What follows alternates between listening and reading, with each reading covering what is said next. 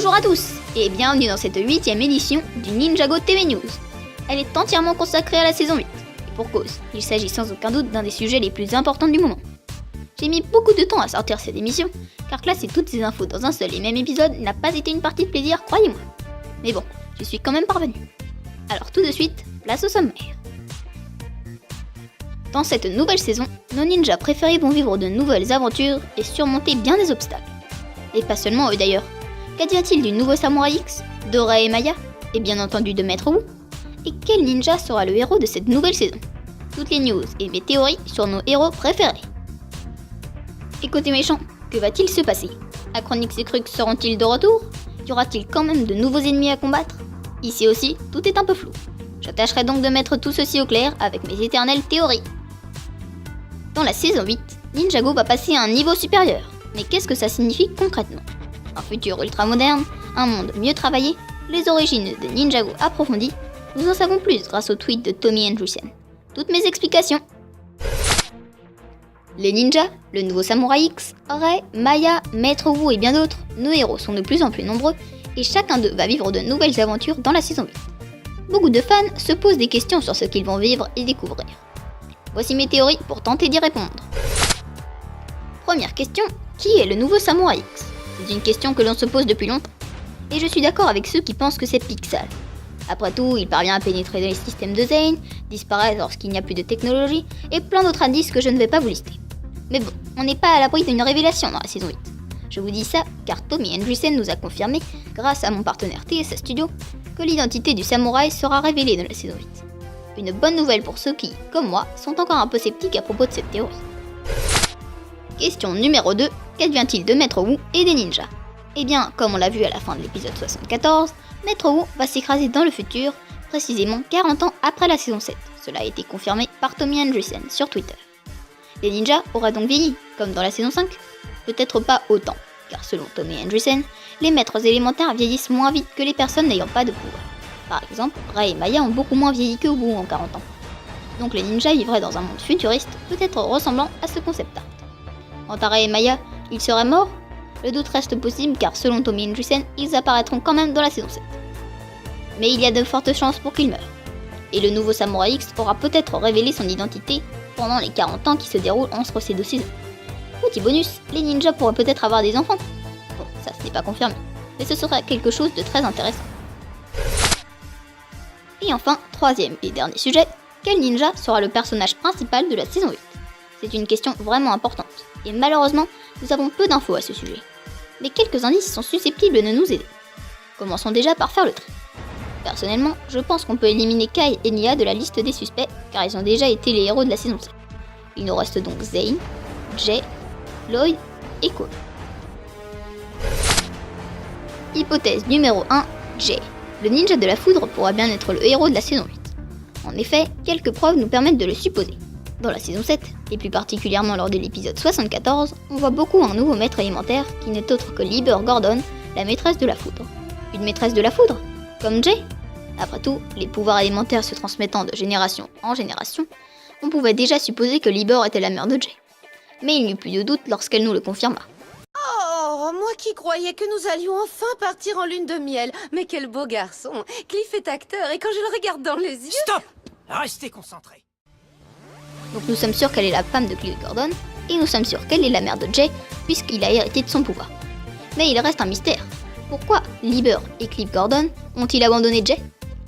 Si la saison 8 apporte une réponse à cette question, il serait possible que Jay en soit le héros.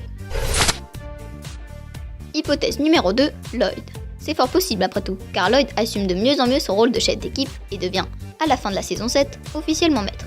Il prend donc de l'importance au sein de l'équipe. En plus de cela, on va en apprendre plus sur son enfance et sur son père Garmadon.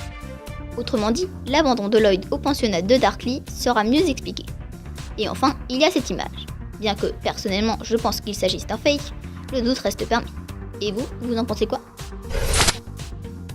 Hypothèse numéro 3, Cole. Bien que cette théorie s'appuie sur peu de preuves, je pense qu'elle n'est tout de même pas à négliger. Tout d'abord, Tommy Andrewsen a confirmé sur Twitter que nous en apprendrions plus sur la mère de Cole. Enfin, car depuis le début de la série, Cole et son père Lou n'y ont jamais fait allusion. Ensuite, je vais m'appuyer sur ce passage assez connu de la saison 5. Dans un labyrinthe, les ninjas se voient en reflet n'est plus vieux. Mais il y a un hic, Cole ne se voit pas. Et normalement, l'explication était qu'à partir de la saison 6, Cole en fantôme a le pouvoir de devenir invisible.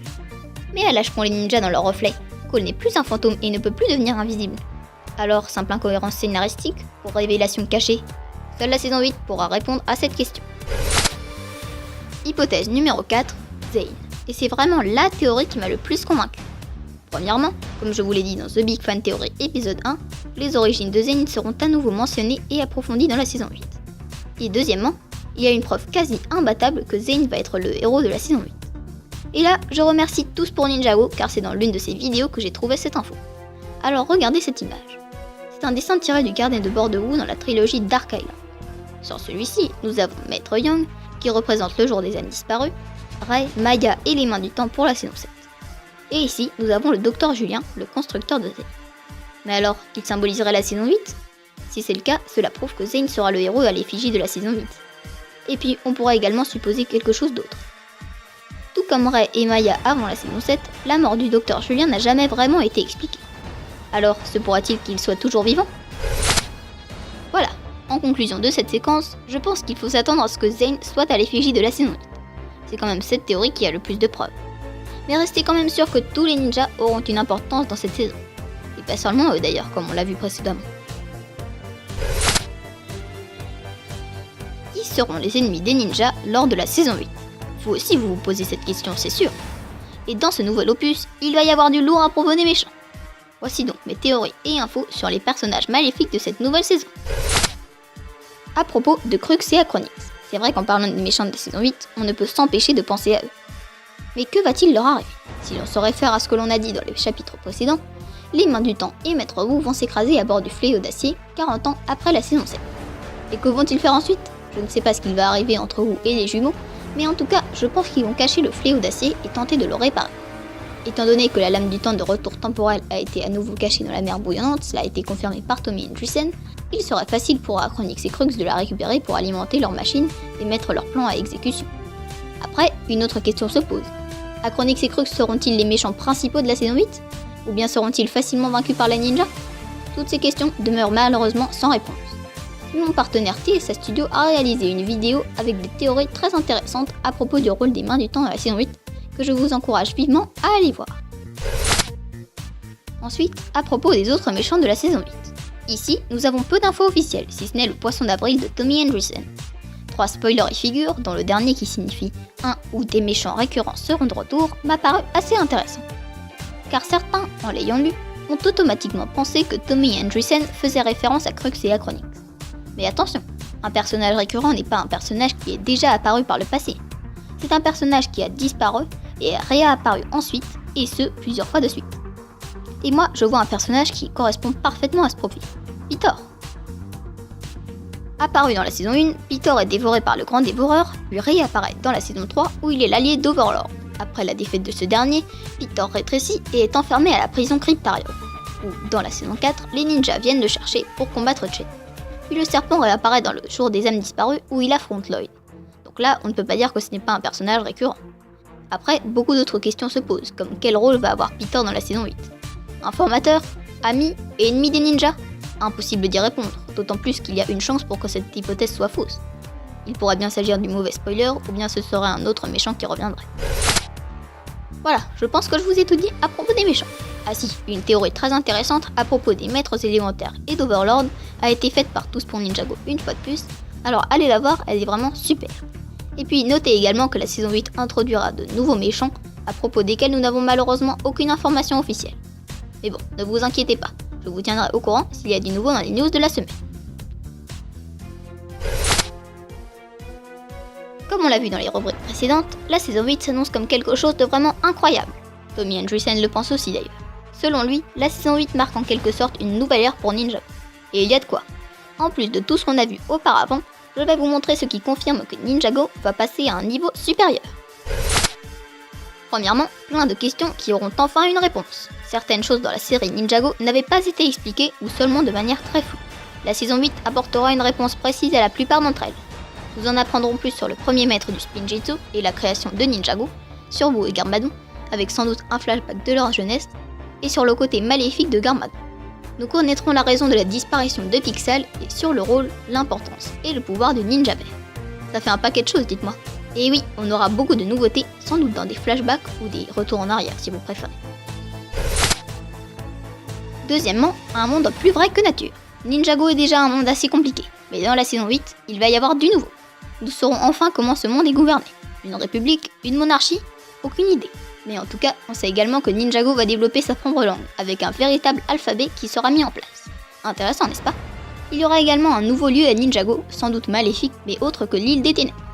Et puis, qui dit monde futuriste, puisque rappelez-vous la saison 8 se passe 40 ans dans le futur, dit technologie. Ninjago City où des nouvelles villes apparaîtront sans doute, et ressembleront peut-être à cette image qui, attention, n'est pas un concept art de la saison 8, mais d'une fin abandonnée du pilote de 2011. Troisièmement, de nouveaux personnages apparaîtront. La saison 8 n'avait pratiquement introduit aucun personnage du côté des lentilles. Ce ne sera pas le cas de la saison 8. De nouveaux amis des ninjas vont apparaître. L'un d'eux sera un très grand fan des ninjas, et l'autre sera, c'est sûr, une fille, puisqu'elle sera la petite amie d'un des ninjas. Sera-t-elle avec Cole ou Lloyd, puisque ce sont les deux seuls qui sont libres?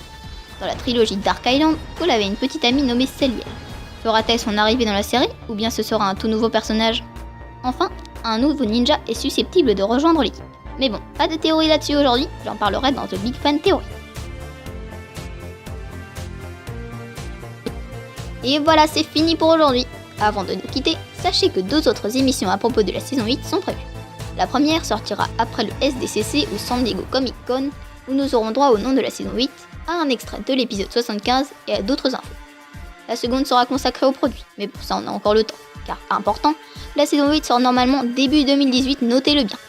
Si vous avez aimé cette vidéo, n'oubliez pas de liker et de vous abonner à la chaîne pour ne pas manquer les autres vidéos. Si vous avez des questions, n'hésitez pas à les poser dans les commentaires ou sur Google+, où je suis très actif, alors suivez-moi, le lien est dans la description. Avant de clore cette émission, je tiens à remercier Tous pour Ninjago, qui m'a autorisé à parler de ces infos et théories, et la production Givry, à qui j'ai aussi piqué quelques news. Merci également à mon partenaire TSA Studio dont je me suis inspiré. Bon, eh bien, je crois que je vous ai tout dit, alors à bientôt pour une prochaine vidéo.